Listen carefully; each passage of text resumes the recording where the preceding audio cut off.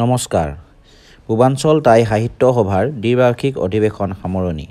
3দিনীয়া কাৰ্যসূচীৰে সেই পূৰ্বাঞ্চল টাই সাহিত্য সভাখন সুন্দৰকৈ পৰিচালনা কৰিছিল সভাপতি সম্পাদকে। ডামচাও তিলক গগৈ ক্ষেত্ৰত পূৰ্বাঞ্চল টাই সাহিত্য সভা দ্বিবাৰ্ষিক অধিৱেশন সামৰণি।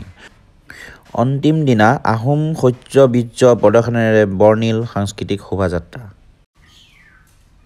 সেই পূৰ্বাঞ্চল টাই সাহিত্য সভাৰ 41 সংখ্যক দ্বিবাৰ্ষিক অধিৱেশন উপলক্ষে 3 দিনে উদুলি মুদুলি হৈ থকা মুক্তিযোদ্ধা ডামচাও তিলক গগৈ ক্ষেত্ৰ আজি নিজম পৰে। 3দিনীয়া বৰ্ণাঢ্য কাৰ্যসূচীৰে অনুষ্ঠিত অধিৱেশন পুৱা পতাকা উত্তোলন কৰে পূৰ্বাঞ্চল টাই সাহিত্য সভাৰ নৱ-নিৰ্বাচিত সভাপতি চাও অতুল ফুকনে।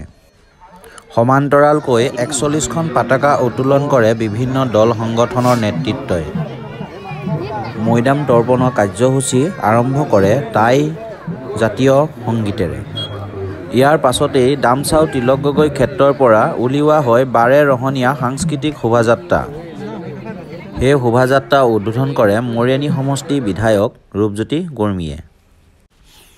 সেই শোভাযাত্ৰাত জাতি বৰ্ণ ধৰ্ম নিৰ্বিশেষে সকলো জনগোষ্ঠীয়ে অংশগ্ৰহণ কৰে আৰু লগতে আহোম জনগোষ্ঠীয় সাজপাৰ পিন্ধি সেই শোভাযাত্ৰাত অংশগ্ৰহণ কৰা দেখিবলৈ পোৱা গৈছে।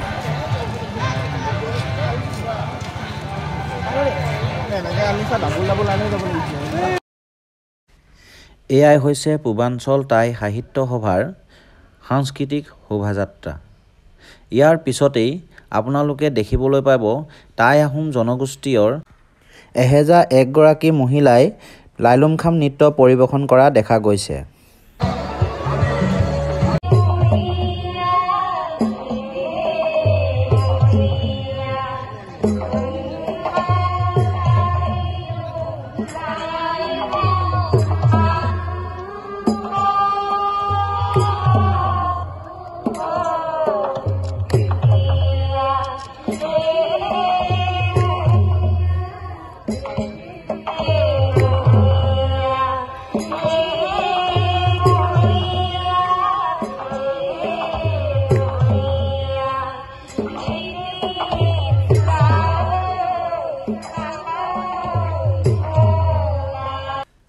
পূৰ্বাঞ্চল টাই সাহিত্য সভাৰ এই মঞ্চত দেখিবলৈ পোৱা গৈছে মন্ত্ৰী যোগেন মোহন আৰু বিধায়ক ৰূপজ্যোতি কুৰ্মী, প্ৰাক্তন বিধায়ক জিতেন গগৈ আৰু অসম জাতীয় পৰিষদৰ সভাপতি লুইনজ্যোতি গগৈ ডাঙৰীয়াক। এই মঞ্চত আৰু দেখিবলৈ পোৱা গৈছে টাই আহোমসকলৰ বুদ্ধিজীৱী, বুৰঞ্জীবিদ, সাহিত্যবিদ সকলো বুদ্ধিজীৱীকে ইয়াত দেখিবলৈ পোৱা গৈছে। এই অনুষ্ঠানতেই যোগেন মোহন ডাঙৰীয়াই কিছু বক্তব্য দাঙি ধৰে। চাৰে কোৱাৰ দৰে নিজৰ তাত উপৰবিষ আছে আমাৰ, তেওঁলোকৰ মাটিখিনিও দখল কৰিবলৈ এতিয়াও বহুতে তাত উঠি পৰি লগা উদাহৰণ আছে। গতিকে এইখিনি চেণ্টিমেণ্টৰ কথা, মানুহৰ সমাজ প্ৰেম লাগিব, দেশ প্ৰেম, জাতি প্ৰেম লাগিব। গতিকে এনেকুৱা চিন্তাৰে আমি যদি এইখিনি অলপ আগবঢ়াই লৈ যাব পাৰোঁ, নিশ্চয় আমাৰ এই টাই সাহিত্য সভাৰ যি বহুদিনীয়া কষ্ট এইখিনি স্বীকৃতি হ'ব।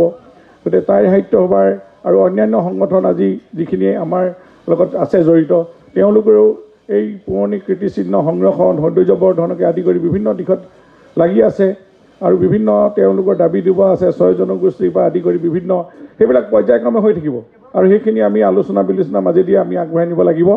কিন্তু মূল কথাটো হ'ল আমি জীয়াই থকাৰ প্ৰথম ভাষাটোৱে যদি আমি নাজানো, ভাষাটো কি, ভাষা চৰ্চাই যদি আমি কৰিব নোৱাৰোঁ, গতিকে তেতিয়াহ'লেতো তাৰ ক্ৰাইটেৰিয়াৰ ভিতৰত আমি নপৰিম।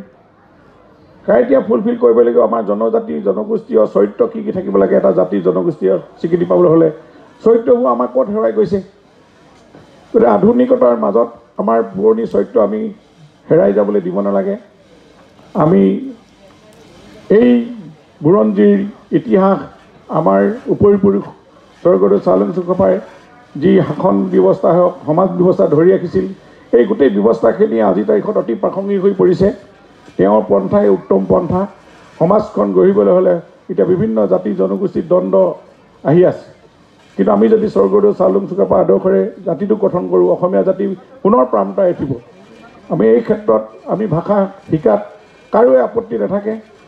আজি মোৰ আইক ভাল পালে জানো আনৰ আইক বেয়া পোৱা হয়, ডক্টৰ ভূপেন হাজৰিকাই কৈয়ে গৈছে। মোৰ নিজৰ ভাষাটো ভাল পোৱাটোতো বেলেগ ভাষাক বেয়া পোৱাটো নুবুজায়, বেলেগ জাতি জনগোষ্ঠীৰ কালচাৰক বেয়া পোৱা নাযায়। গতিকে এই কালচাৰ পৰম্পৰা এই গোটেই কথাখিনি মই ভাবোঁ সাহিত্য সভাই এটা উত্তম সংগঠন যি সকলোকে লগ লগাব পাৰে।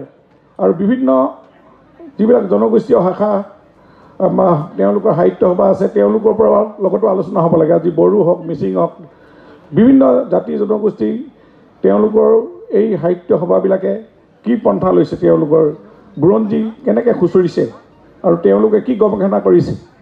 গতিকে এতিয়া উঠি অহা প্ৰজন্মক এই সৎপথটো আমি দেখুৱালে জ্ঞানী হ'ব, গুণী হ'ব, দেশপ্ৰেমিক হ'ব। জাতি প্ৰেমটোৱে আচল প্ৰেম। এই জাতি ভাল পায়, আমি জাতিটোক গৌৰৱ উজ্জ্বল আজি প্ৰতিষ্ঠা কৰিবলৈ হ'লে আমি এনেকুৱা মাধ্যমেৰে ল'ব লাগিব।